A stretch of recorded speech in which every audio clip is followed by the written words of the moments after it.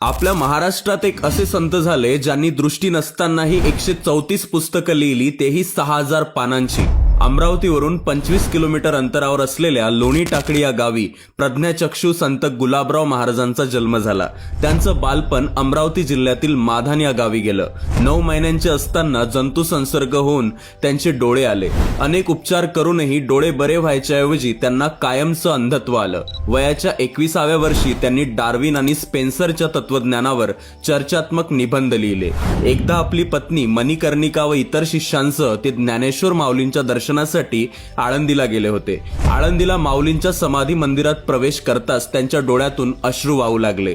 4 दिवस महाराज माऊलींच्या समाधीसमोर एकटक अन्न पाणी त्याग करून बसले. त्याच अवस्थेत माऊलीनं प्रगट होऊन त्यांना स्वहस्ते अनुग्रह दिला, नाममंत्र दिला आणि त्या दिवसापासून ते स्वतःला ज्ञानेश कन्या म्हणून संबोधू लागले.